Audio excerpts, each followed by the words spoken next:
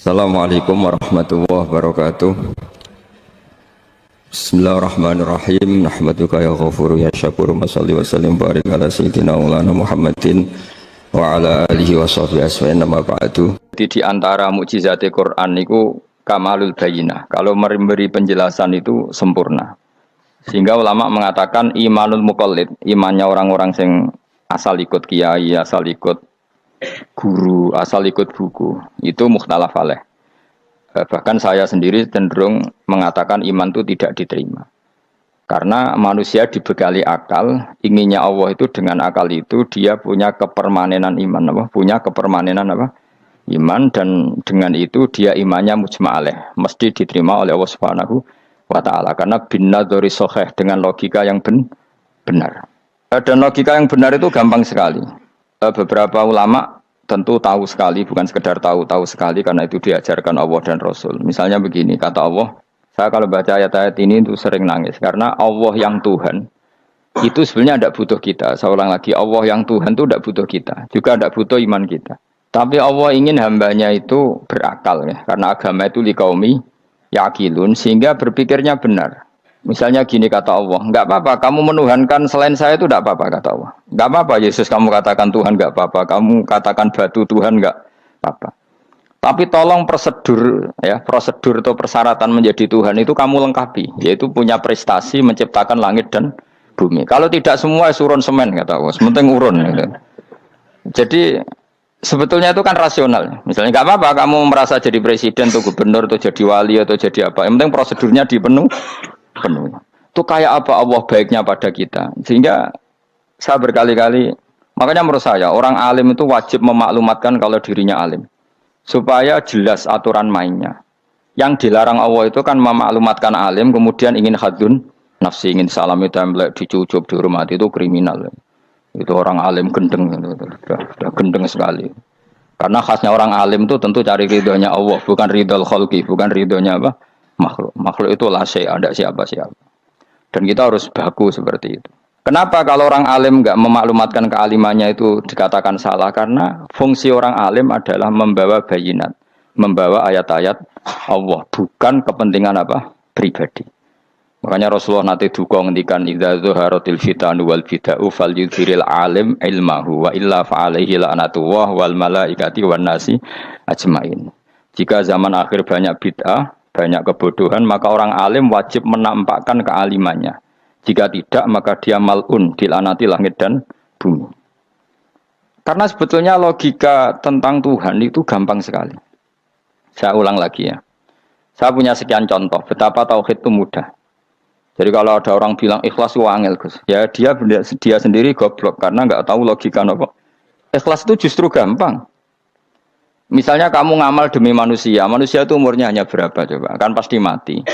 Lalu kalau dia mati tidak berkutik, bagaimana Anda bersandar sama seseorang yang mati dan tidak berkutik? Sama-sama bersandar sama zat sing al-hayyul qayyum, sama zat yang abadi. Kamu latih terus akal kamu. Misalnya saya punya jamaah banyak, mereka itu kan nggak jelas surganya. Kok harap-harap syafaate piye? Soalnya jamaahku mlebu neraka kabeh. Kan nggak mungkin nyafaati saya. Atau mereka mlebu swarga kabeh, wis do sibuk kelon mbek widadari. Mungkin ya ndak ngurusi saya. Jadi dua kemungkinan itu sama-sama ndak ngurusi saya. Mlebu neraka ya ora iso nyafaati, nek mlebu swarga do sibuk napa? Ngeloni widadari karena trauma di bocah elek melarat macam-macam. Sehingga kiainya saja wis ora takok Gus Pak nang ndi wis ora takok. Wis ribet dhewe no. Nah, tentu saya juga sibuk sowan pangeran, sudah itu makom saya sudah sibuk sowan pangeran. Kowe pesta seks sing kula sowan pangeran. Wa swargame ayate pokoke inna ansa'na gunna napa? Insya'a faja'alna gunna abkara. Bar kelon dadi prawan neh berarti keloni serepet. Kula insyaallah melok daftar sing fa'ama ingkana minal muqarrabin farauhu wa rayhan. Jadi surganya muqarrabin itu enggak ada sifatnya. Di situ enggak dibakas bidadari, makan-makan enggak, tapi farauhu wa rayhan. Satu surga yang sifatnya rohani. Karena enggak bisa disifati. Tapi saya daftar di situ ya hanya beberapa jam. Baru itu gabung kon. Sawangane kok taruh rasane wong ayu juga keberatan. Ya tapi saya tentu punya dua kelas, punya kartu premium dan ekonomi. Saya ndak tertarik lah daftar yang premium dok nanti repot apa. Saya itu sering nangis kalau baca ayat seperti ini. Bagaimana Allah yang Tuhan kemudian ndak butuh apa-apa, tapi Allah saking baiknya itu membuat tatanan logika kita. Saya ndak akan bosan-bosan sampai sowan Allah.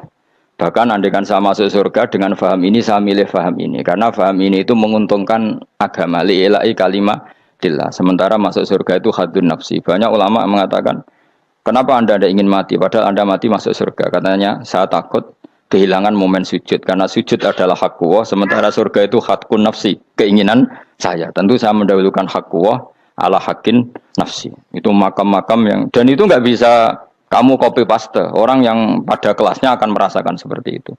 Dan kamu tidak perlu minat, malah paham. Jadi sudah, dengar saja. Apa? Dengar saja. Begini misalnya, saya berkali-kali bilang, kenapa ulama dulu, saya ini kan di Sarang juga ngajar tauhid. Dulu saya ngajar kubrul yakiniyat di beberapa madrasah, termasuk di Sidogiri saya juga ngajar tauhid. Di sini saya ngajar tafsir, tapi yang saya titikkan juga tauhid. Begini, saya hidup di dunia ini, terutama saya memang ingin menerangkan tauhid, sebagaimana Allah menerangkan. Begini ya, Jubair bin Mut'im, saya tidak bosan-bosan cerita ini. Jubair bin Mut'im itu termasuk dahiyatul Arab, cerdas-cerdasnya orang Arab. Dia ditunjuk sebagai negosiator untuk membebaskan Asra Badrin, tawanan perang Badar yang kalah dan ditawan Rasulullah dan para sahabat. Kemudian harus ditebus dengan uang. Oke, disepakati. Terus singkat cerita Jubair bin Mut'im itu datang ke Madinah. Dulu karena tidak ada hotel, tidak ada penginapan, ya memang nginapnya orang musyrik itu di masjid. Ya sehingga itu lazim saja. Kamu tidak usah jadi liberal kemudian bilang musyrik boleh di masjid, ya tidak perlu seperti itu. Kamu juga tidak perlu goblok mengatakan nggak ada ceritanya orang musyrik ngidam di masjid karena ya ada tarikhnya seperti itu. Jadi tidak perlu goblok, ya nggak perlu liberal. Paham ya? Kalau kamu bilang wah nangono wong musyrik oleh ngidam di masjid, kamu liberal. Padahal konteksnya dulu memang nggak ada hotel. Tapi kalau bilang nggak sama sekali juga goblok karena sejarahnya pernah ada. Milih goblok apa liberal? Apa milih jelas? Enggak milih aja, ngaco aja. 01 apa 02 apa 00. Milih mana? Goblok, liberal, enggak milih. Nah, ketika Jubair bin Mut'im itu datang, delalah Nabi itu sholat maghrib ngimami. Nabi baca surat Wattur wa kitabim mastur fi rabbim mansur wal baitil ma'mur. Kemudian di pertengahan surat At-Tur itu kan ada ayat yang menurut saya itu sangat bagus. Sehingga di kamar saya, di rumah saya itu tak figur ayat itu. Bahwa kita harus dilatih berpikir. Kata Allah memulai argumentasinya. Am khuliqu min ghairi syai'in. Apakah kejadian alam raya ini seisinya tentu diciptakan tanpa sebab. Misalnya begini, alam raya ini kata orang nihilisme atau komunis atau orang-orang paham nihilisme. Itu kan dimulai dari ketiadaan. Logika ini kan goblok sekali. Berarti kalau alam ini kadung wujud, kamu kan tahu kan langit bumi sekarang kan wujud. Ya, langit bumi sekarang kan jelas wujud. Berarti logikanya adalah al-adamu yakhluqu makhlukon. Sesuatu yang enggak ada menciptakan sesuatu yang itu kan aneh. Di mana-mana al-adam ketiadaan itu tidak mungkin yakhluqu syai'an atau yu'athiru syai'an. Di mana-mana ketiadaan itu tidak mungkin mengefeki sesuatu yang ada. Wong kamu sebut tidak ada itu berarti tidak mungkin bisa berbuat apa-apa kan namanya tidak ada. Sekarang alam raya ini dimulai dari ketiadaan. Terus kamu simpulkan sesuatu yang enggak ada menciptakan yang ada. Itu gendeng apa enggak? Oh, ya gendeng sarap itu. Orang usah dipatahin wong gendeng wis barno kok mati dhewe. Jadi makanya Quran menanyakan mereka, am khuliqu min ghairi syai'in. Apa alam yang kadung wujud ini kemudian disebabkan oleh sesuatu yang tidak ada? Lalu kalau sesuatu yang ada pasti diwujudkan oleh yang ada. Nah, karena yang ada ini pencipta harus berstatus super. Nah, super ini oleh ulama disebut wajibil wujud. Maka Allah bersifat super, wujud yang paling prima, yang kausa prima. Karena pencipta tentu kelasnya harus di atas yang diciptakan. Makanya disebut ulama dulu nyebut Allah itu apa? Wajibil wujud. Karena pencipta tentu lebih dahulu, maka harus disifati awal atau qadim, apa? Awal atau qadim. Kayak apa Allah mendidik kita? Am khuliqu min ghairi syai'in. Terus Allah bilang gini. Ya enggak apa-apa, yang menciptakan enggak saya, enggak apa-apa kata Allah. Tapi amhumul khaliqun, kamu saja yang menciptakan, enggak apa-apa. Tapi syaratnya kalian juga harus merasa pernah ikut menciptakan langit bumi. Am khalaqus samawati wal ardh. Jadi, enggak apa-apa kamu merasa Tuhan, enggak apa-apa. Yang penting kamu merasa ikut nembok langit, ikut ngecor apa? Langit. Ya pokoknya ikut bikin. Terus kata Allah bala yukinun, kamu tak suruh merasa menciptakan langit bumi, kamu juga enggak merasa iya. Memang ya mereka merasa enggak kan? Akhirnya Jubair bin Mut'im saking enggak kuatnya. Am khalaqus samawati wal ardi bal la yuqinun amin dahum khuzun. Sama Allah dibombardir seperti itu. Dia datangi Rasulullah, ya Muhammad, logika itu tidak meninggalkan akal saya. Matarok tali akli nasian. Akal saya habis Muhammad. Saya iman saja. Saya tidak cukup punya logika untuk melawan argumentasi ayat yang kamu baca. Saya iman saja. Terus iman. Makanya kalau ada logika nihilisme bahwa sebelum alam ini adalah ketiadaan, lalu pertanyaannya bagaimana mungkin ketiadaan menciptakan yang ada? Di mana-mana ketiadaan itu la yu'atsiru syai'an wa la yakhluqu syai'an. Jenenge wae tiada. Tiada itu ya enggak ada fungsinya, ya enggak ada efeknya, enggak ada prestasinya. Ya pokoknya namanya enggak ada ya enggak ada. Nah, ini penting saya utarakan. Terus di sini Allah mengulang lagi, enggak apa-apa yang lainnya kamu katakan Tuhan jadi mitra saya enggak apa-apa. Tapi tolong kata Allah, aruni madza khalaqu minal ardi, tunjukkan ke kami prestasi dia ikut bikin bumi. Kita tahu misalnya Yesus, Isa lahir di bumi. Bumi sama Yesus dulu mana? Dulu bumi, dia lahirnya di bumi. Lalu dia melata di bumi, jalan-jalan. Kemudian dia mengatakan ini bumi Tuhannya saya. Jadi bumi kok enak, dhisik aku cek. Tua aku cek, bodoh-bodoh pangeran aku dong.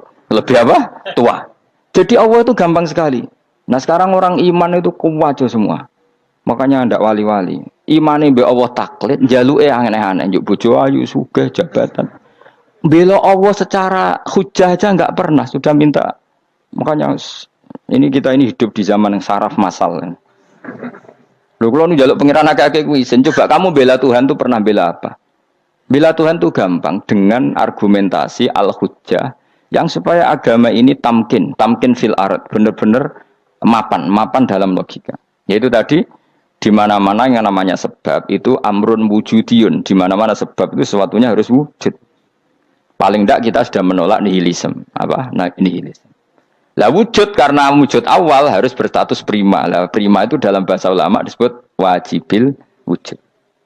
Makanya ulama dulu ngelatih kita itu pertama Allah itu siapa? Zat sing wajibil wujud. Itu satu filosofi yang luar biasa. Nah, kemudian setelah itu ada setan-setan kecil yang nganggur, yang iseng. Nah itu nggak usah kamu perhatikan. Tinggal delok TV, ngopi, terus tinggal nyate kelata. Enggak saya tamak pingsan dewe. Syukur-syukur stres dewe. Dugaan saya setan saya gue pingsan, kurang gizi. Karena memang setelah itu setan tuh goda gini. Lalu sebelum Allah jangan-jangan ada wujud yang lain.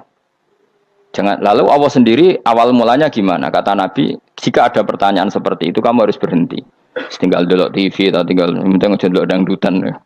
Ya kalau kepeksa ora apa-apa, kelasem ae. Saya tidak menghalalkan tapi kan sudah kamu lakukan. Karena itu lebih baik ketimbang pertanyaan filsafat. Banyak orang yang dulu sholat ketika sekolah filsafat tidak sholat. Alasannya sampai menemukan jati diri itu Tuhan. Dan itu bahaya sekali karena Nabi berkali-kali bilang kamu jangan mikir tentang Allah pasti rusak. Orang kok mungkin rusak dari Nabi pasti rusak. Nah cara menghentikan gimana? Karena setan ini makhluk, akal-akalannya gampang. Tadi tak warai, misalnya sebagai ulama atau sebagai manusia atau sebagai orang awam atau sebagai siapa saja, kadang ada pertanyaan seperti itu. Tak tinggal anggeling dharma, kan pusing setan. Ini kan ngenteni. Weh, ngenteni bar lo anggeling dharma. Bariku aku lesu mangan mie. Bar mangan mie waret turu. Kan dia ngenteni terus mau bikin was-was lagi. Ternyata saya sibuk kan enggak bisa masuk deh. Bangun tidur aku selali pertanyaan tadi. Dinteni. Nah, dia masuk lagi aku sibuk ngajak anak jalan-jalan. Jadi saya kalau jalan-jalan di pasar itu wis enteni tan santai wae. Itu memang resep dari Rasulullah. Jangan sampai orang terjebak filsafat yang sampai menanyakan eksistensi Tuhan. Dan dia tidak mau iman, tidak mau sholat, tidak mau puasa sampai menemukan Tuhan itu siapa. Itu jelas minas syaitonir rajim, itu perilaku setan. Makanya Rasulullah setiap ditanya sahabat gitu itu Nabi guyu-guyu. Dan guyunya Nabi itu kata Nabi, baguslah kalau kamu takut Tuhan kalah kata Nabi. Nabi gojok gitu. Maka ada ulama yang punya seni berargumentasi yaitu Imam Ghazali. Jika setan tanya kamu lalu sebelum Allah jangan-jangan ada wujud yang sebelum Allah. Kata Imam Ghazali ya itu saja yang Tuhan. Yang Allah ini enggak jadi Tuhan. Ya berarti wujud sebelum Allah itu yang benar-benar Allah. Kalau kamu bayangkan lagi, jangan-jangan sebelum itu ada wujud lagi. Ya itu saja yang benar-benar Allah. Sehingga tetap Allah itu menang terus. Paham ya? Yang jelas jangan sampai didahului Adam. Karena kalau didahului Adam lebih ngeri lagi. Karena sesuatu yang enggak ada menciptakan yang ada. Itu lebih buruk lagi menurut akal. Menurut apa akal? Nah, daripada kamu nggak salim Imam Ghazali, tinggal saja ndelok tadi ndelok sinetron. Itu yang lucu aja. Ndelok sing lucu-lucu. Ndelok apa mencari Tuhan. Pokoknya sing aneh-aneh, sing goblok-goblok, sing lucu-lucu, sing perane wong apa? Lha saya sering diprotes saya. Gus Salim jenengan kok sering ndelok sinetron sing ana dialog wong goblok-goblok. Wong goblok ku menarik cara kula. Apa ya? Cara pandang itu di luar dugaan saya karena lalu berkali-kali loh kalah wong goblok. Jadi makanya ini tak cerita nih beberapa kali yang jari Gus Wak cerdas berkali-kali kalah wong goblok. Ada seorang santri itu ingin dibelikan bapaknya itu sepeda motor. Bapaknya wong desa, senengane ngrumat sapi wedhus. Lah menurut saya ya orang tuanya itu mampu lah, sangat mampu untuk beli itu. Pak mbok ditukokno mawon wong sepeda motor. Kata bapaknya, "Anakku nu jog mondok tak goblok, Gus." Wong njaluk kok sepeda motor, njaluk mobil ora ya goblok. Lah kok goblok, Pak? Jenenge donya iku Gus, sing lahirno donya kok sapi iku ndek anak, wedhus ndek anak jenenge donya. Di mana-mana jenenge donya sing lahirno donya. Iki donya kok mangan donya. Mergo motor iku kan tuku bensin, mobil. Iku cara dekne iku goblok Gus. Batin berarti kabeh kiai goblok perkarane tuku donya sing ngentekno donya. Cara dekne donya iku sing lahirno donya. Batin kok pinter iki batin. Untungnya saya ini ulama ya, ahli tafsir ya malu. Sebenarnya kalah itu ya malu. Tapi saya sebagai orang objektif fair, itu teori benar apa? Jadi dunia itu ya sing lahirno dunia. Dunia kok mangan dunia itu goblok. Untungnya dia dengan saya itu jaraknya 5 kilo 7 kilo karena 7 kilo. Lala dia diterkon sepeda motor, tapi tetap mau kalah. Pak, nanti jalan kaki saja. Karena kalau pakai motor ini kegoblokan kata saya. Terus mendingan nih, loh Gus mau kalah tadi.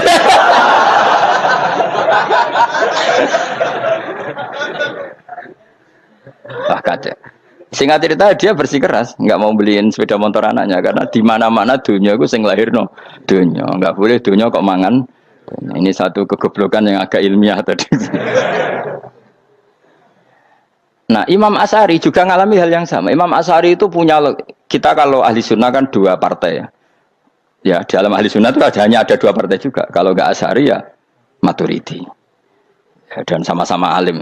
Ya kalau terpaut ya paling 5%, 7% ya. Kealimannya Asy'ari dan Maturidi. Imam Asy'ari itu bikin logika yang jelimet. Seperti saya sekarang ini. Logikanya yang jelimet, tapi permanen. Jadi yang saya ajarkan tadi itu logika yang jelimet tapi apa? Permanen. Karena tadi alam raya ini kadung wujud. Kalau kadung wujud, pasti pewujudnya. Yang menciptakan wujud pasti adalah kewujudan. Karena al-adam la yu'athiru syai'an. Di mana-mana kenihilan tidak yu'athiru syai'an. Ya sepakat ya, gampang kan? Tentu wujud ini prima disebut wajibil wujud. Lalu Imam Asy'ari itu bersikeras. Kalau imanul muqallid itu tidak diterima.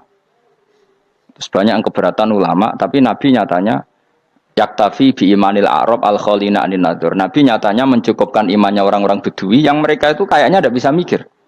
Ya, Nabi yaktafi bi imanil a'rab, a'rab itu wong desa, al-khalina anin nadzur yang mereka itu tidak bisa apa? Berpikir. Singkat cerita Imam Asy'ari survei. Coba ayo kita tanya orang-orang kampung. Ternyata kegoblokan orang kampung itu ya ilmiah, masyhur itu. Imam Asy'ari saja harus belajar dari wong awam, wong goblok-goblok. Kita kok ingin ya Badawi bima arafta rabbak. Kowe kok iman be Allah iku bima arafta rabbak. Lalu kamu tahu Tuhan kamu atas nama apa? Dengan logika apa?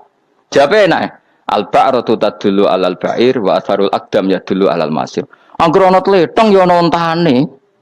Angger ana bekas delamaane wong ya ana sing bar liwat. Jadi misalnya ada bekas teracak anjing, berarti anjing habis liwat. Ada bekas apa ular ya berarti ular harus liwat. Ada bekas teracak manusia ya berarti manusia habis liwat. La wa hadzal alam atharun min athari qudratillah. Alam iki bekas, mesti ana sing gawe. Jadi Mas Ari pinter juga, mesti logikanya gak jelimet tapi agar ana tletong, ana sapine. Ana teracake wong berarti ana sing bar liwat. Dene ngomong gampang wa asarul aqdam ya dulu alal masir. Nah, terus Imam Asy'ari habis itu ngendikan, ya sudahlah dengan logika apa saja. Meskipun karena zori hadal Arabi bagaimana cara berpikir Bedui ini, sementing ada nazar. Apa ada nazar. Ya nazar apa saja. Misalnya orang ahli matematika mungkin bilang angka dimulai dari 1. 0 itu akal-akalane Khawarizm. Mereka ini kebingungan nulis 10. Tapi tetap angka itu dimulai dari 1. Kalau misalnya 1 untuk mecah kesulitan ya harus dimulai 0,1. Tidak bisa 0 tok. Jadi nol dulu itu untuk mematahkan kalau jumlah itu tidak sampai satu. Tapi faktanya jumlah itu kan pasti satu karena dimulai dari wajibil wujud. Khawarizm itu ya pintar matematika. Saya juga punya ilmu hisamnya Khawarizm. Itu kan dia karena kebingungan angka pecah. Misalnya 1 tidak sampai 2. Mau tidak mau harus dilihat 1,5 misalnya. Paham ya? Lalu kalau sebelum 1, tetap dia harus 0,5. Lalu hakikat 0,5 itu kan bagian dari wujud apa bagian dari Adam? Tetap bagian dari wujud. Jadi 0,5 itu kan khayal kuliah. Tak warai ya. Mungkin saya ada ahli matematika ala wong kampus, tapi saya tahu Kang, ala Islam itu lebih gampang. Misalnya gini, sesuatu itu kadang kamu putuskan itu satuannya 1. Tentu ketika separuh kamu katakan baru separuh. Tapi sebetulnya ketika satuan itu kamu katakan 10, yang separuh itu sudah 5. Itu kan terserah sing bagi, no? Terserah sing bagi. Ya iya dong, misalnya 1 juta, 5-nya artinya apa coba? 500.000 kan? Sekarang kalau 100.000, 5-nya jadi berapa? 50. Kalau 1,5 jadi. Nah itu kan terserah satuannya apa? Tapi tetap dari 0,5 itu tetap menunjuk sesuatu yang wujud. Yaitu 5-nya sebetulnya apa? 5 yang separuh tadi. Paham sih kalau maksud? Tetap nggak bisa sesuatu dimulai dari apa? 0. Nah, makanya kata Abdul Hamid Khan kalau dalam mendidik tauhid, itu gampang saja tadi. Alam raya ini kadung maujud, kalau kadung maujud pasti disebabkan oleh sesuatu yang wujud. Karena wujud pencipta harus berstatus prima. Lah prima ini atau premium ini kita sifati wajibil wujud. Atau kamu katakan apalah kausa prima atau musabibul asbab. Nah kelirunya kita dalam berislam itu, kritiknya para ulama, kita ini nyebut Allah dulu baru menceritakan status Allah. Kalau zaman Nabi itu dibalik. Status wajibil wujud itu kita terangkan dulu, baru yang oleh Islam itu namanya Allah. Paham ya? Kan beda, misalnya gini logikanya gini, kamu ketemu orang ateis, saya ulang lagi, kamu ketemu orang ateis, terus kamu ditanya, lalu alam ini yang menciptakan siapa? Allah Jalla Jalaluh. Mesti kan tanya, man huwa Allah itu siapa? Kalau dulu Islam mengajarkan enggak gitu. Surat pertama turun apa coba? Iqra. Iqra itu enggak nyebut kata Allah. Iqra bismi rabbika. Rabbika itu siapa? Alladzi khalaq. Sebutlah nama Tuhan. Yang berhak menyandang Tuhan adalah zat yang pencipta. Itu tidak ada kata Allah. Di surat Mudatsir, surat kedua. Ya ayyuhal mudatsir kum fa'anzir wa rabbaka fakabbir. Bukan Allah fakabbir, wa rabbaka fakabbir. Sehingga cara berpikir gini dibalik. Sebutlah Tuhan kamu. Tuhan itu siapa? Yang berstatus Tuhan adalah zat yang berstatus pencipta. Nah, lalu pencipta ini oleh Islam dinamai Allah. Kalau orang ateis kamu langsung bilang Allah, man huwa Allah, berarti pertanyaannya Allah itu siapa? Lalu kamu jelaskan Allah adalah pencipta, Allah adalah wajibil wujud. Tentu lebih gampang kamu terangkan. Makanya Al-Qur'an menerangkan amukholiku min ghairi syai'in. Maknanya saya di sini maknanya ya Allah, apa? Allah. Apakah mereka diciptakan tanpa pencipta? Tentu setelah Islam tahu itu namanya siapa? Allah. Paham ya? Kalau balen malih. Jadi sebetulnya Quran itu ngajari kita itu ilmu mantek yang luar biasa. Misalnya, ya Yuhanna su'budu siapa? Rabbakumul ladzi khalaqakum walladzina min qablikum. Sembahlah Tuhan. Tuhan itu siapa? Pencipta kamu dan pencipta orang-orang sebelum kamu. Lalu Tuhan ini oleh Islam dinamai Allah. Tapi kalau langsung kamu bilang ke orang ateis atau orang Uni Soviet, Allah itu Tuhan. Allah itu siapa? Sebab itu di beberapa ayat dijelaskan dulu status Allah. Sifatnya Allah, keakhasan Tuhan. Yang dikatakan Tuhan adalah zat pencipta. Kalau tidak pencipta berarti tidak Tuhan. Sekarang Yesus pencipta bumi apa enggak? Enggak, karena dia lahir sudah di bumi. Begitu juga Fir'aun. Fir'aun itu kalah telak sama Nabi Musa ya gara-gara logika ini. Ketika Nabi Musa ditanya Fir'aun, wa ma rabbul alamin? Lalu Tuhan itu siapa? Kata Musa, Rabbus samawati wal ardi, yang menuhani langit dan bumi. Jadi Fir'aun, ndak, ma'alim tulakum min ilahin wa irisa, jalan-jalan kemana-mana yang dikatakan Tuhan oleh masyarakat saya kok. Nggak kurang ajar Fir'aun. Terus kata Musa, ya Tuhanku yang di langit. Terus manggil Haman Mesir, ya Haman ibnili sorkhalla ali abluhul asbab samawati fa'attoli ila ilahi Musa. Haman, bikinan saya piramida yang tinggi, aku akan lihat Tuhannya Musa. Ada enggak di sana? Padahal misalnya munggah tenan yang pangeran ra iso didelok kan repot Nabi Musa. Wah parah ya, nggak piramida nginceng pangeran teprak itu kan. Akhirnya Musa pakai logika. Ya sudah gini saja, Rabbukum wa Rabbu abaikumul awwalin, yang menuhani nenek moyang kamu yang dulu-dulu. Oh itu langsung Fabuhita Fir'aun. Fir'aun tuh kaget sekaget-kagetnya. Dan para penggawa Fir'aun sadar. Wah kalau Fir'aun yang Tuhan, babanya tanpa Tuhan. Kan Tuhannya balita kan gitu kira-kira. Tuhannya balita. Tuhannya barulah. Itu kan jadi logika yang mematikan. Kalau Fir'aun Tuhan berarti babanya dulu yang wujud itu tanpa Tuhan. Karena Tuhannya baru lahir. Ini ada Tuhan kok datang terlambat ini kan. Akhirnya para punggawanya Fir'aun iman, macam gendeng ya, Fir'aun itu gendeng. Itu pentingnya logika Rabbukum wa Rabbu abaikumul awwalin. Nah sekarang orang tuh nggak belajar logika. Iman bi Allah orang mantep ning ati, jek iso digunjang setan, jalukane wis aneh-aneh. Jaluk swarga, jaluk gak mutu cara ngono. Gak mutu. Makanya banyak wali kalau ditanya, kamu masuk surga sama sholat milih mana? Milih sholat. Kenapa milih sholat? Di surga itu demi khadun nafsi saya, poya saya. Tapi kalau saya sholat itu untuk hakku. Saya sebagai hamba, identitas kesejatian saya adalah menghamba.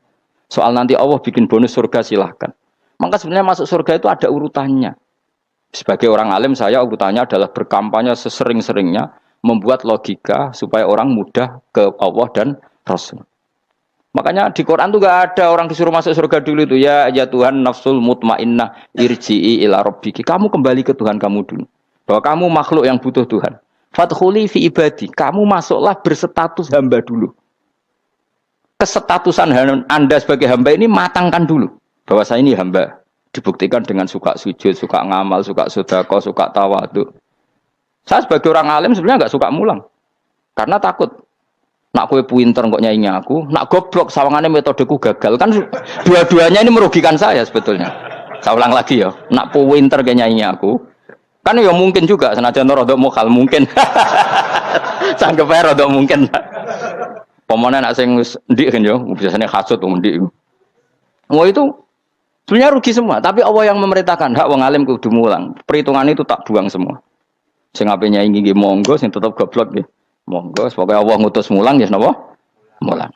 Meskipun tadi potensinya itu dua-duanya buruk, sing alimnya ini. Kemudian nak mubalek terus didol ilmu Quran atau royalti tambah parah lagi. Nah, aku enggak pakai logika ikhlas. Pakai logika selesai semua, disuruh Allah ya sudah. Saya ulang lagi ya, makanya saya minta ya. Surat Tur itu dibaca. Makanya baca Quran itu jangan terlalu egois, jaluk swarga. Statusnya dulu itu fadkhuli fi ibadi. Kehambaan Anda posisikan yang mantap. Lagi wadkhuli jannati. Sekarang enggak dibalik orang ini masuk surga dulu. Kayak surga di kapling. Terawih arang-arang we jaluk Lailatul Qadar. Lailatul Qadar wis kliwat. Wingi wis Dzulhijjah wingi kan Pak. Sebagian ulama berpendapat Lailatul Qadar itu fi kulli sanatin. Apa fi kulli? Karena Lailatul Qadar berdasar nuzul Quran dan nuzul Quran itu bisa saja hari Arafah, bisa hari apa. Ada ulama mengatakan Ramadan, tapi bisa tanggal 1. Nah, kamu kan pemalas ikut yang partai 21, 23 karena kan wis akhir-akhir kan wis enteng. Sebenarnya Anda milih 21 berdasar ilmu apa berdasar enak anak terbatas waktunya kan? Kan lebih sempit apa? Lebih apa? Sempit.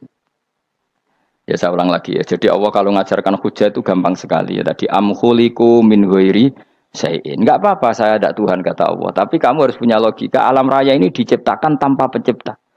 Mau enggak kamu punya logika seperti itu? Bahwa alam ini yang wujud diciptakan oleh sesuatu yang tidak wujud. Mau enggak kamu punya logika itu? Enggak mau kan? Namanya wujud tentu diciptakan super wujud. Dan super wujud itu wajibil wujud. Dan itu Tuhan kita yang oleh Islam dinamai Allah. Bang, makanya nyebut Allah itu di surat-surat awal Quran tidak ada. Coba. Awal surat Quran itu surat apa coba? Iqra kan? Iqra itu ada enggak kata Allah? Enggak ada. Iqra bismi rabbika. Rabbika itu siapa? Allazi khalaq. Surat Mudaththir sama. Ya ayyuhal mudaththir qum fa'anzir wa rabbaka fakabbir. Ya sudah seperti itu. Ya ayyuhan nasu ubudu rabbakum. Rabbakum itu siapa? Allazi khalaqakum. Nah, kita ini keliru metode. Pemene wong tukang wiridan Allah, tapi ora roh Allah iku sing sapa? Ya dia Allah. Dia nyifati Allah mau sing ngekei swarga, sing ngekei dhuwit, sing ngekei widadari. Jadi Allah disifati sesuai selera yang menguntungkan dia. Bahwa Allah ini yang ngampuni saya, kemudian saya masuk surga, kemudian ngeloni widadari. Makanya kalau dia jadi wali tak demo, tak laporkan MK, tak suluh. Karena ini wali pecundang. Bagaimana mungkin calon wali pikirannya khadun nafsi? Kalau ulama agak gitu, mendikan Allah itu zat paling penting di dunia. Maka akan saya maklumatkan di dunia bahwa orang kembali ke Allah. Caranya gimana? Akan saya kenalkan Allah lewat logika. Caranya apa? Kita sifati wajibil wujud. Kita sifati Rabbukum wa Rabbu abaikumul awalin. Dengan sifat-sifat yang semuanya mengarah ke dikjayaan Allah Subhanahu wa taala. Iku jenenge kowe bener-bener ulama. Iku disebut balwa ayatum bayinatun fi suduril ladzina utul ilm. Makanya ulama itu orang yang luar biasa sampai disebut innama yakhshawaha min ibadihil ulama. Ahli ibadah itu rapati wedi pangeran. Masih wiridan istighfar nangis itu rapati wedi pangeran, gayane tok nangis. Karena sebenarnya dia nangis itu diram mlebu swarga. Mlebu swarga gak iso ngloni. Dari itu aja orientasinya itu saya. Makanya benar Kanjeng Nabi nak gojlok orang alim satu itu lebih utama dibanding 1000 ahli ibadah. Bahkan Nabi pernah ngendikan sangat ekstrim. Fadlul alim alal abid ka fadli ala adnakum kata Nabi. Keutamaan orang alim dibanding ahli ibadah itu sebagaimana kelas saya kata Nabi dibanding kelas terendah kalian. Padahal Nabi dengan Abu Bakar saja jaraknya sangat jauh. Itu kata Nabi fadlul alim alal abid ka fadli ala adnakum. Keutamaan orang alim dibanding orang abid sebagaimana keutamaan saya dibanding sahabat paling rendah. Karena tadi abid itu ada opportunisnya. Tapi kamu jangan benci abid loh. Karena kamu ya orang alim, orang abid. Saya saja yang ngeritik. Saya yang tanggung jawab di depan Allah. Orang abid itu kadang kan wiridan nganti nangis. Pikirannya apa coba? Wis rasakno mungkin apa wiridan pikiran aja. Di sepuro dosane. Terus apa kan? Mlebu swarga. Terus apa kene swarga? Aku takok. Saya aku takok ayo sing ngapain mlebu swarga? Apa kegiatan? Rencana pertama ya, Pak. Terus gak usah munafik biasa wae. Mau inna ansa'na apa? Insya ayo kalau harus jujur kok apik jujur.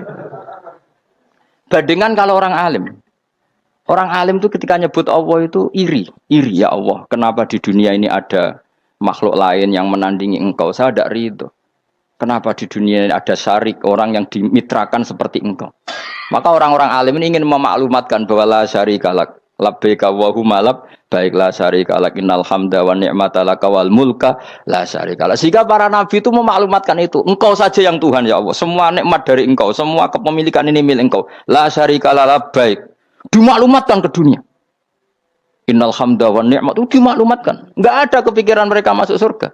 Karena mereka ingin memaklumatkan bahwa Allah ini yang Tuhan. Sama tak ceritani Nabi Ibrahim jadi Khalilur Rahman, rumang samu kakan wiridan kaya kowe ndak. Wiridannya Nabi Ibrahim sama sampean mungkin banyak sampean. Karena sampean banyak kepentingan tadi. Wali-wali dulu kalau wiridan itu ndak sebanyak sampean ndak, tak jamin ndak. Pemene maca lelo ping 10.000 ndak biasa wiridannya. Tapi khosyahnya sama Allah luar biasa. Pertama Nabi Ibrahim diangkat jadi khullah. Khullah itu ya Khalilur Rahman itu. Itu dia wiridannya gini. Ya Allah, innahu la yahzununi alla ara ahadan fil ghairi ya'buduka ghairi. Alla ara ahadan fil ardi ya'buduka ghairi. Sama saya hafal tak ini. Memang saya hafalkan. Ya Allah, saya ini susah sekali. Kenapa zat sepenting engkau, kemudian yang menyembah engkau hanya saya? Ini tidak fair. Makhluk yang enggak penting saja punya umat. Makhluk-makhluk yang enggak penting aja jadi pusat perhatian. Misalnya artis atau presiden atau gubernur atau tokoh top. Semuanya jadi presiden, padahal semuanya itu makhluk yang enggak sepenting engkau. Ini zat yang sepenting engkau, kemudian yang tahu kalau engkau penting hanya saya, ini tidak fair. Nangis dan nangis, ini tidak fair. Innahu la yahzununi alla ara ahadan fil ardi ya'buduka ghairi. Saya ini susah Gusti, susah sesusahnya. Zat sepenting engkau, kemudian yang tahu kalau engkau penting itu hanya saya. Wah ini tidak fair. Loh, coba kalau orang mencintai sesuatu kan gitu. Misalnya kita bojo ayu, kemudian wong liya kabeh darane elek, mangkel ora? Mangkel gak? Kamu beli Alphard, kamu kira itu mobil mewah, kemudian orang nyejajarkan podo bek keri, mangkel gak? Semua kenikmatan tuh kita nikmat karena itu diakui ya gak? Wesam gunanya apa kayak di Alphard, gawe ning Gunung Kidul, terus uang darani ngono iku podo bek keri ya bek kejangke mangkel ora kira-kira? Gak penting mewahnya ini tetap butuhnya pengakuan. Coba misalnya kamu jadi presiden, hidup di dunia orang sufi. Sing darane wong penting wong soleh ahli sujud ora kakuati ke. Keteko di Barnos. Karena itu hormati situ hanya orang apa soleh. Kakuati gak? Oh kakuati gak? Atau kowe dadi artis top teko ning daerah Gunung Kidul wong desa-desa terus diundang lek. Oh mangkel kae. Le bayang dong.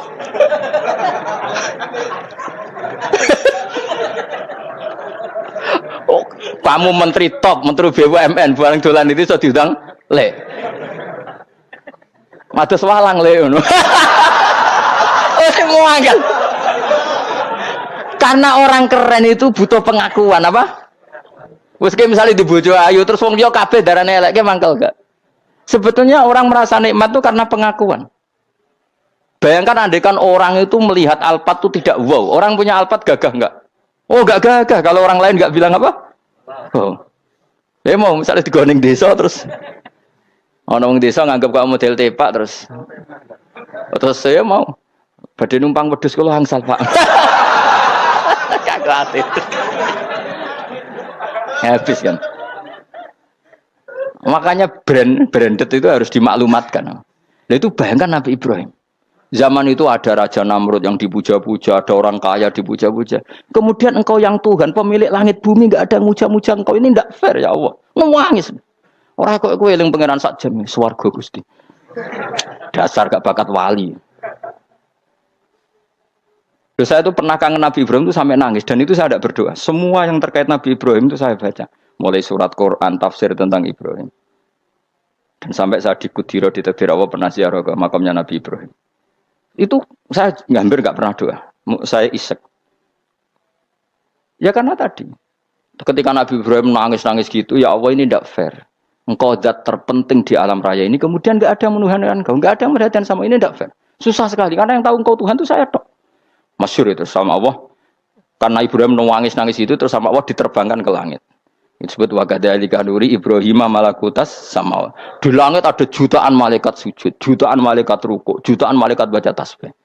Nabi Ibrahim oke Gusti kalau gini ya benar, ini baru benar kata. Makanya terus Allah dengan keangkuhannya, karena Allah punya sifat angkuh dan itu sah walahul kibriya. Kan sifat angkuh baik untuk Allah tapi tidak baik untuk makhluknya, dan Allah dengan sifatnya walahul kibriya. Kata Allah, kalau nasihati para nabinya, kamu tidak usah susah. Jika di bumi jarang orang nyembah saya. Innalladzina 'inda rabbika yusabbihuna lahu bil-laili wan nahar wa hum la yasamun. Kamu tenang saja. Orang yang di sana di langit-langit itu maksudnya para malaikat itu bertasbih siang dan malam. Wa hum la yasamun, dan mereka tidak berhenti-henti, tidak bosan-bosannya bertasbih. Jadi nabi itu baru terhibur kalau yang diidolakan itu keren. Itu nabi, itu wali. Itu wali kutub, itu wali. Kamu enggak nyebut Allah itu sebenarnya kamu kan enggak ingin kan bangun malam ingat Allah. Berhubung utamu akeh. Terus Allah mbok libatno, mbok nyaur kan sebenarnya itu. Kamu ingin jadi bupati, sebenarnya kamu enggak kangen Allah.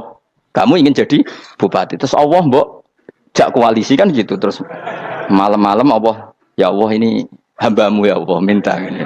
Sebenarnya kamu kangen Allah apa kangen keinginan kamu? Terlalu menyindir banyak orang ya. Maksudnya ini cerita saja. Ya sudah, ini kayaknya kok banyak yang tersindir. Tapi ini kan ngaji. Yang ngaji itu harus naik kelas. Ya sudah, tidak usah diteruskin. Kok banyak yang tersinggung. Ya sudah, tidak usah diterusin. Walau ya akhidu mau mengalap sapa Allah anas saya manusa bima lan perkara kasabukan nglakoni sapa anas. Minal ma'asi sing pira-pira maksiat. Mataroka.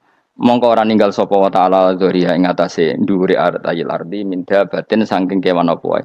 Nasama tegese kewan tadubu kang melata pun sama alih ing atase arat.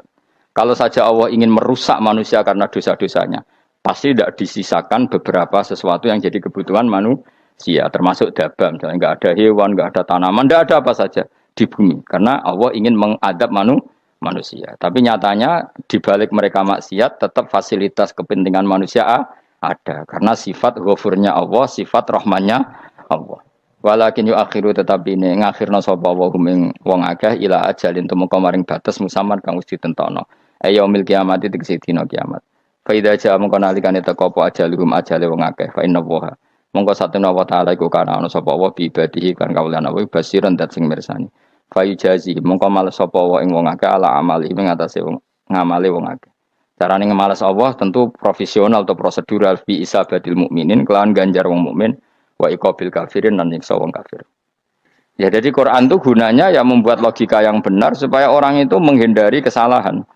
Jadi menakut-nakuti itu kalau nggak harus tentang neraka, takut dari kesalahan, takut dari kebodohan. Kan kita juga takut kan punya pemimpin yang salah, takut punya kasus, takut kepleset. Ketakutan tidak harus dari neraka. Makanya saya berkali-kali bilang, saya sering dulu dinasihati Mbah Mun, kena aku kena alim, ojo sering maca tafsir, mari goblok dari Mbah Mun.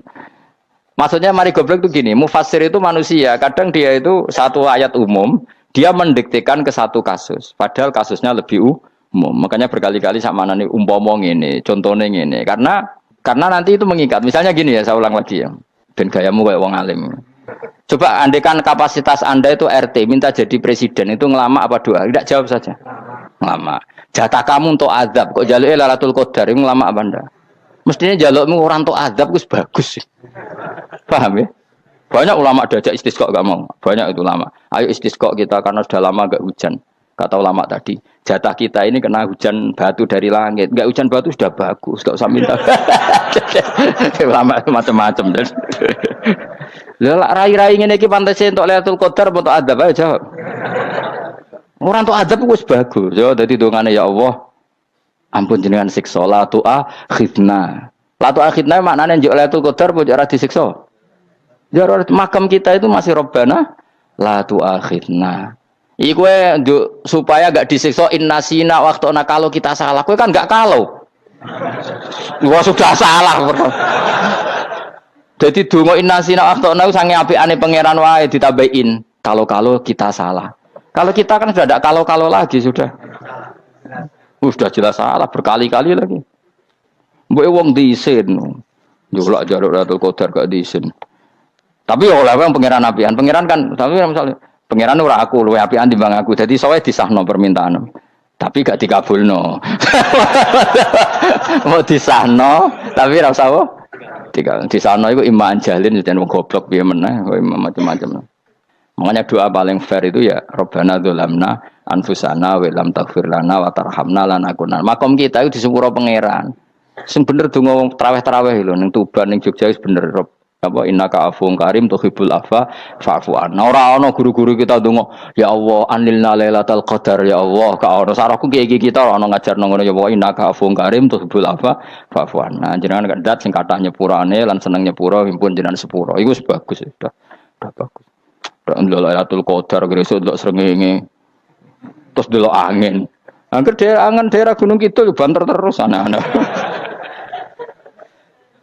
Boy wong tahu diri, maksud kula dia tetap minta Lailatul Qadar tapi tahu diri. Misalnya suwe bar sedekah, puasa bar salat 1000 rakaat, terus utang mesti sahur, ambek togo-togo sing mbok dolimi jaluki sepuro. Pas kowe tenan mergo ngrasa ora dolim, nduk Lailatul Qadar. Tapi kira ngrasa ora dolim wis ujub sombong. Wong sombong ya ora berhak meraih. Lah terus piye Gus? Ya piye biasa wae, pokok biasa wae. Makom kita ora kena adab itu sudah luar biasa. Ora penuh adab piye. Wis ngene iki luar biasa, napa? Luar biasa. Mbok nang ngandel kula. Mesti ngene iki keadaan seperti ini terus. Soale dongane wae Rabbana la tu'akhidna in nasina wa akhtana. Itu jadi itu sudah luar biasa. Nah, ini kan teruskan dawuh Mbah Mun ya. Misalnya Allah bilang gini, fattaku, maka takutlah kamu. Biasanya mufasir ditambahi minan nar, maka takutlah kamu masuk. Sebetulnya yang perlu dihindari dari kita takut itu ya, takut salah, takut bodoh, takut tergolimi, takut mendolimi orang lain, takut hidup tidak ada gunanya. Tapi mufasir tentu milih yang populer. Takutlah kamu dari api neraka. Coba misalnya gini, kita nanti masuk surga. Kemudian zaman di dunia kita tidak pernah berkampanye ya atau berkontribusi untuk agama Allah. Cara saya itu izin. Kata Imam Malik, saya masuk surga. Kemudian orang yang mencintai saya masuk surga itu saya malu. Rasulullah juga gitu. Saya sebagai pemimpin umat, saya malu masuk surga. Dan satu dari umat saya masih masuk neraka. Jadi ulama dulu tuh ketakutannya bukan sekedar masuk neraka. Takut malu, takut bodoh, takut keliru, takut. Saya misalnya nanti masuk surga itu malu. Dengan saya tidak pernah ngajar tafsir Jalalain. Malu saya. Karena katanya Allah, hak kenapa mlebu swarga? Terus dilebokno swarga. Tapi kalau pernah baca tafsir jalan kan ono kerene. Keren artinya saya pernah mengkampanyekan Quran, pernah mengkhidmati Quran, pernah ngitmai kitab engkau ya Allah. Saya pernah ngitmai umatnya Rasulullah yaitu sampean kabeh. Pernah mulang, pernah sowan. Lha saat tiap bulan sowan jenengan gak sopan tapi. Mulane kira usah bales sowan rono malah ganggu anak-anak. Kadang santri yo pidol, wis diulang cek sowan. Orang tuh kiai kalau sudah di rumah tuh milik keluarga biar fair. Bermulang cek assalamualaikum. Terus kiai ini kagok keluargane ku kapan? Boyo mikir bocah ora karo-karuan. Jadi seneng yo di ilmoni, napa seneng yo di ilmoni. Saya ulang lagi ya. Nah, kata yang ditafsir itu sering tidak mengikat. Makanya kata Mbah Mun, baca tafsir itu dikurangi. Maksudnya dikurangi itu bukan apa-apa, maksudnya tadi kalimat yang ditafsir itu tidak mengikat. Yang mengikat itu yang kalimat di Quran. Nah, kalimat Quran itu umum, napa? Misalnya gini, Allah kalau gini. Ikdilu, kamu harus berbuat adil. Lalu adil itu misalnya mufassir menafsiri, adil itu menyamakan di antara dua orang konflik. Misalnya di MK 01 dan 02 dianggap sama, itu namanya adil. Itu kan dawe mufassir. Atau misalnya gini, Allah bilang gini ke saya, hak kan ada di kiai sing adil. Terus adil ditafsiri orang, adil itu menyamakan sesama murid, haknya sama. Nah, tapi bisa saja adil itu di luar itu semua. Misalnya gini, ternyata adil menurut Allah gini. Adil maknanya seimbang, apa? Adil itu maknanya apa? Seimbang. Lalu keseimbangan seorang hamba adalah dia ingat Allah lebih banyak. Karena ini bandul yang benar-benar nyata. Allah itu nikmatnya nyata. Sehingga ketika saya sebagai orang alim ingat saya alim itu karena Allah, dikasih ilmu Allah, dikasih cerdas Allah, dikasih semuanya dari Allah. Sehingga saya itu tidak merasa kumuluhur pada kalian karena semua ini dari Allah. Kemudian Allah sendiri yang memerintahkan, kamu harus mengajar. Maka saya ada arep-arep salam templek sampeyan, penghormatan sampeyan, apresiasi sampeyan karena saya hubungannya hanya dengan Allah Subhanahu wa ta'ala. Itu namanya adil, meletakkan sesuatu proporsional. Itu juga adil namanya. Makanya seseorang itu enggak bisa dikatakan abid selagi belum tahu kalau ibadahnya minallah. Jadi misalnya ke ibadah tok. Ternyata kamu yakin itu ibadah kamu, amal kamu itu belum abid. Abid hakikat adalah alhamdulillah alladzi hadana li hada wa ma kunna linahtadiya laula anda tahu. Ketika kita sujud yakin ya Allah alhamdulillah jenengan menakdir saya sujud. Saya salat alhamdulillah engkau menakdir saya salat. Sehingga minallah dulu pikiran itu semua kebesaran kemendahan hari ini minallah dulu. Baru setelah minallah kita yakin billah. Setelah billah juga yakin ilallah. Misalnya gini lawah itu. Setelah saya ngajar tafsir Jalalain, kepentingan saya satu. Hamba-hambanya Allah menjadi tambah mencintai Allah. Tidak mencintai saya, enggak penting sampean mencintai saya. Makanya Imam Syafi'i tiap ngajar bilang begini. Wadittu annal khalqa ta'allamu hadal ilma wala yahmadunani. Saya senang kalau kalian belajar fikih sama saya, tapi kamu enggak usah muji saya. Jadikan fikih ini alat taqarrub kamu kepada Allah. Itu namanya minallah wa ilallah. Itu adil.